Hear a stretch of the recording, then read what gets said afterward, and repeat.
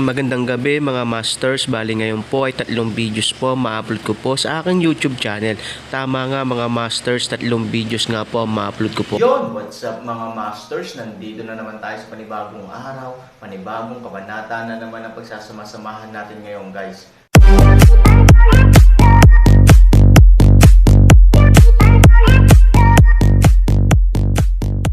Bali mga masters, kung bago ka pa lang po sa aking YouTube channel, please click the subscribe button, lalong-lalo na po yung notification bell guys, para maging connected pa rin tayo sa isa't isa at maging updated kayo sa mga susunod ko pang video. Bali mga masters, bago natin umpisahan ng kwento ay mag-shoutout po muna tayo para sa mga solid nating tagapakinig. Sobra akong nagpapasalamat sa inyo mga Sec Masters at aking mga Emperor. Maraming salamat sa solid na pagsuporta nyo. Yun na nga mga masters, no? Bali hindi na ito patagalin. In 3, 2, 1, let's go! Mga masters, baka pwedeng hindi tayo mag-skip ng ads. Salamat mga masters. Ang bagong yugto ni Daryl sa Storytelling Channel sa YouTube mapapakinggan. Ang bagong kabanata. Hindi ito napansin na pang-aalipin dahil maluwag ang ating lahi mangkukulam na elf na gumawa ng mga gamot at elixir. Dahil tayo ay kanilang binigyan ng sariling lugar. Ang mga tuso at mga walang hiyang mga normal na elf. Ang aking mga mamamayan ay kanilang inalipin at sinamantala. Sige anak. Ang mga gamot at mga elixir na ginagawa ng ating mga kalahi na mga mangkukulam na elf. Ang gagawin natin daan para makipagkasando tayo sa ibang nilalang na nagnanais na wasakin ang lahing elf sa pamumuno ni Ken. Mas maganda nga na iyon ang gawin natin dahil malaki din ang maitutulong nito sa kanila. Napakatalinong mo anak ko. Ang dugo ko nga talaga ang dumadaloy sa iyo. Nararapat ka talagang maging reyna ng ating lahing mangkukulam na elf. Ngunit anak, may isa akong bagay na nais sabihin sa iyo. Ang iyong sinabi kanina na hindi natin hahayaan na makakuha ng mga gamot at elixir ang mga normal na elf. Mukhang hindi magandang idea iyon Sophie. Dahil kung mangyari na hindi natin sila bigyan ng mga elixir at gamot, mangyayari na sila ay maghihinala sa ating lahing mangkukulam na elf. At maaari nila tayong puwersahin o ang ating mga kalahi na ibigay natin sa kanila ang mga gamot at elixir na kanilang kailangan. Kung mangyari iyon malalagay sa panganib ang iba natin mga kalahi. Lalo na hindi mo pa nalilinang ang mga dapat mong matutunan na kakayahan na aking sinalin sa iyo. At ang buong lakas na mayroon ka na ngayon ay hindi mo pa kayang kontrolin ito. Sa ganun hindi natin may pagtatanggol ang ating mga kalahi kapag gumamit ng dahas ang mga normal na elf para tayo ay makapagbigay ng supply ng elixir at mga gamot sa kanila. Sabi ng reyna ng mga mangkukulam na elf kay Sophie. Nang marinig ito ni Sophie, ito ay nagsalita muli sa kanyang isip at sinabi sa reyna ng mangkukulam na elf. Ina, tama ka nga, malalagay sa panganib ang ating lahing mangkukulam na elf.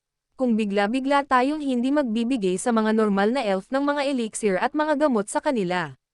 Pipilitin talaga nila na makakuha ng mga gamot at mga elixir mula sa ating dahil sa pagkadesperado. Mangyayari na baka mapahamak nga ang ating mga kalahi. Ngunit ina, ano ang mas maganda natin dapat gawin? Sabi ni Sophie, nang marinig ito ng reyna ng mga mangkukulam na elf.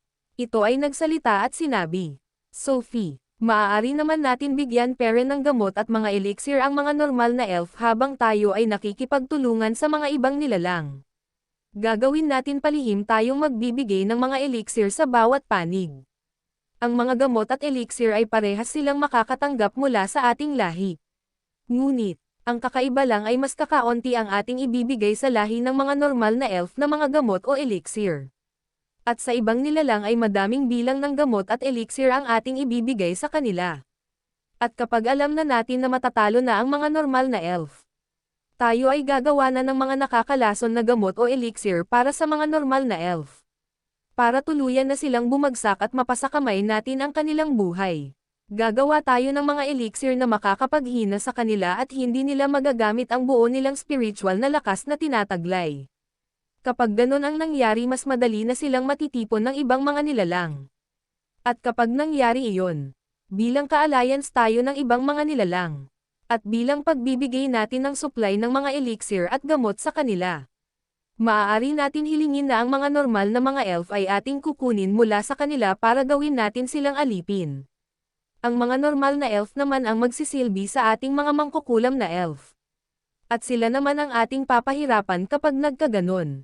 Ang mga normal na elf ang bubuo at magtatayo ng bagong imperyo. At kaharian para sa ating mga mangkukulam na elf sa iyong pamumuno, anak.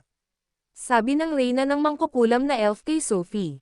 Nang marinig ito ni Sophie, ito ay nagsalita at sinabi, "Napakatalinong at magandang idea ang iyong sinabi, ina.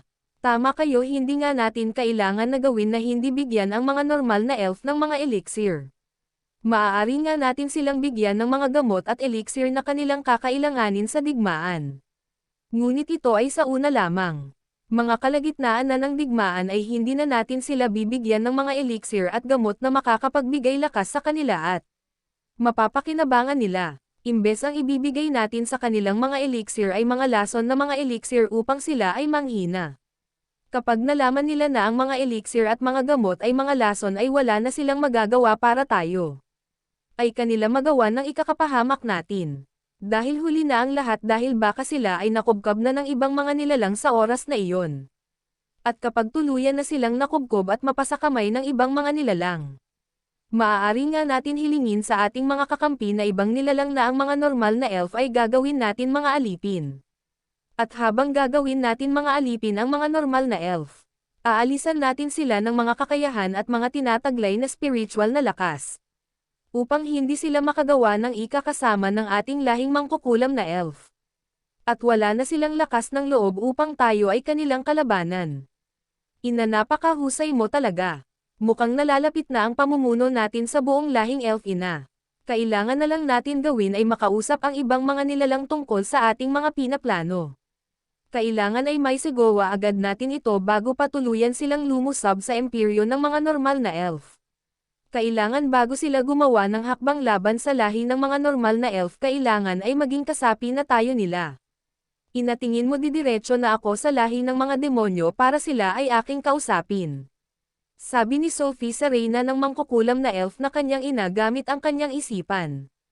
Nang marinig ito ng reyna ng mangkukulam na elf, ito ay nagsalita at sinabi, "Anak, kung nagnanais kang kausapin na ang mga nilalang na may galit sa lahi ng mga normal na elf, tingin ko wag mo ito gagawin sa mga lahi ng mga demonyo. Tulad ng sinabi ko, ang lahi ng mga demonyo ay walang kasing sama. Kung sa lahi ng mga demonyo tayo makikipag-aliansa, baka sa huli tayo naman ang kanilang talikuran at tipunin. Mas maganda sa lahi muna ng barbarian tayo tumungo. Ang lahi muna ng mga barbarian ang gagawin natin kakampi. Kung maging kakampi natin ang lahi ng mga barbarian, pwede na tayong hindi lumapit sa lahi ng mga demonyo. Dahil ang pagiging kapanalig ng lahi ng mga barbarian ay isa ng malakas na aliansa. At ang lahi ng mga demonyo ay may ilang na gumawa ng masama sa ating lahing mangkukulam na elf.